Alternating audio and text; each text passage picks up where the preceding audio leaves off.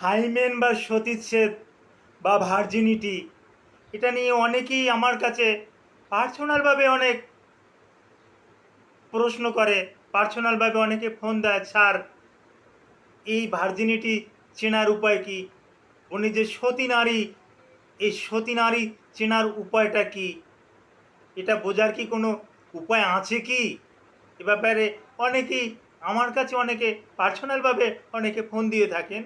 তো এ ব্যাপারে যতটুকু এখন আমি ভিডিওতে বলবো, ঠিক এরকমই তাদেরকেও একই উত্তর দিয়ে থাকি। আসসালামু আলাইকুম রহমতুল্লাহি ওবারাকাতুহু। আমি ডাক্তার মীর শহীদুল ইসলাম। আমার চেম্বার শুভেচ্ছা 255, ঐতিহ্যবাহী শেখ গার্ড, সিলেট।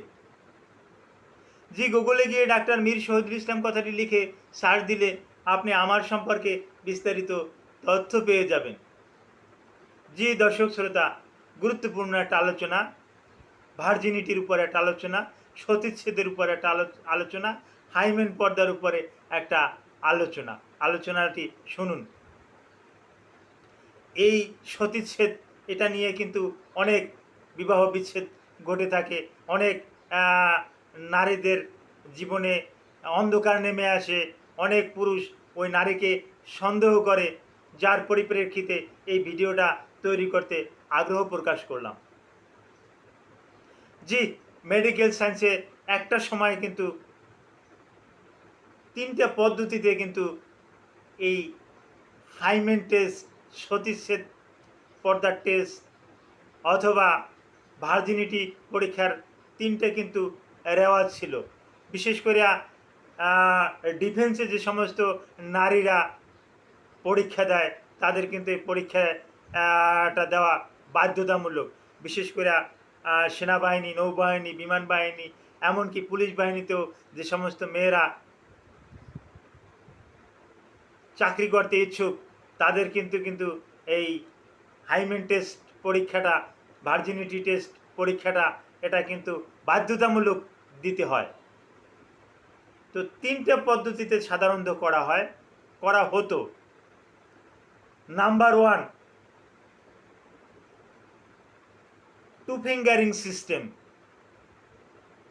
যোনিপথের এই যে ফাঁকা আছে, এই ফাঁকা দিয়ে দুটো আঙ্গুল এভাবে প্রবেশ করানো হয়।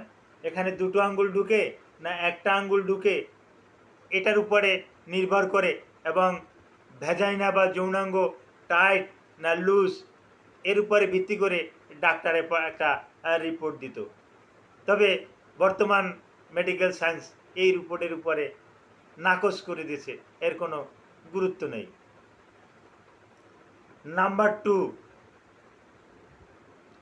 সরাসরি মাইক্রোস্কোপে দেখা সতীচ্ছেদ পর্দা, মাইক্রোস্কোপে দেখা বা ম্যাগনিফাই গ্লাস দিয়ে দেখা যে ওটা ছিঁড়ে গেছে কিনা, ছিঁড়ে গেলে কতটুকু ছিঁড়ে গেছে, কোন জায়গা দিয়ে ছিঁড়ে গেছে, কি কারণে ছিঁড়ে গেছে, এটাও একটা রিপোর্ট দেবে একজন একজন ডক্টর, এটার রিপোর্ট দিবেন।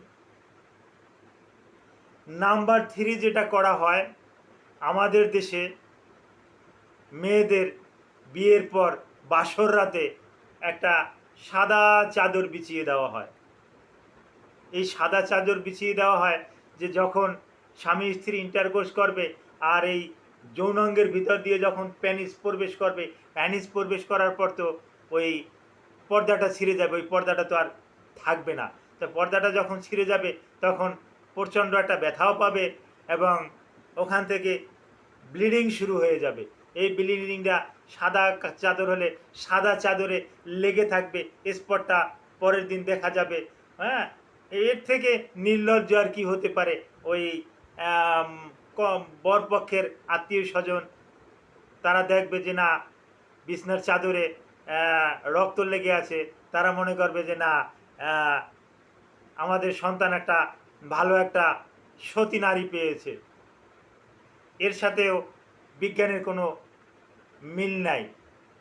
মেয়েরাও কিন্তু চতুর কম নয়, তারা কিন্তু এই টেকনিকটা যাতে এই পরীক্ষাটা যাতে সাকসেস হয়, বিশেষ সিস্টেমে মোরগ মুরগি জব করে তার ভিতরে ডক্টরদের সাথে আলাপ আলোচনা করে, হ্যাঁ, ইএসআর ফ্লুইড নামে, হ্যাঁ, একটা ফ্লুইড আছে, ইএসআর ফ্লুইড দিয়ে কিন্তু ওটাকে কিন্তু পাতলা করে রাখে।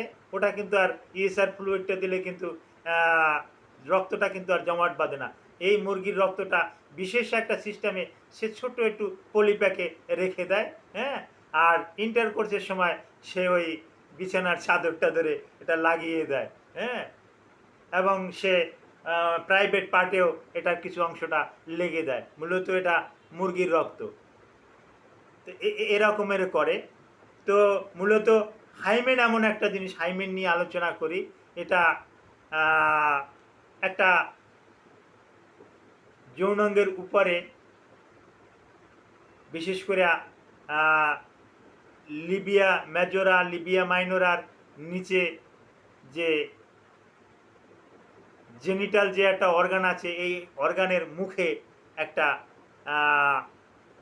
ছোট্ট একটা আবরণ থাকে, একটা আবরণ থাকে। এটা কি হাইমেন বা সতীচ্ছেদ বলা হয়। এটা কিন্তু জন্মের পর থেকেই কিন্তু ছোট একটু ফুটো থাকে, কারণ এই ফুটো দিয়েই পরবর্তীতে কিন্তু মাসিকের রক্ত কিন্তু বেরিয়ে যায়। আর এটা কিন্তু বিভিন্ন কারণে কিন্তু ছিঁড়তে পারে। একটা মেয়ে যদি স্পোর্টসম্যান হয় তাহলে কিন্তু এটা আগেভাগেই ছিঁড়ে যায়। তারপর আসে যদি সে সাইকেল চালায়, একটু হাই জাম্প করে, তাহলে কিন্তু এই সতীচ্ছেদ পর্দাটা কিন্তু আর থাকে না। তো সুতরাং আমি বলবো যে এটা নিয়ে সন্দেহ করার কোনো রকমের কোনো অবকাশ নাই। এটা যে কোনো কারণে এটা ছিঁড়ে যেতে পারে। তবে হ্যাঁ, সে কুমারিত্ব কিনা বা এই কিনা, এর আরও বেশ কিছু পরীক্ষা নিরীক্ষা আছে, আরও কতগুলো কলা কৌশল আছে। এ ব্যাপারে আপনারা যদি কেউ বেশি জানতে চান, আমার ভিডিওর কমেন্ট বক্সে কমেন্ট করুন, আমি আপনাদেরকে জানিয়ে দেব। Thank you all.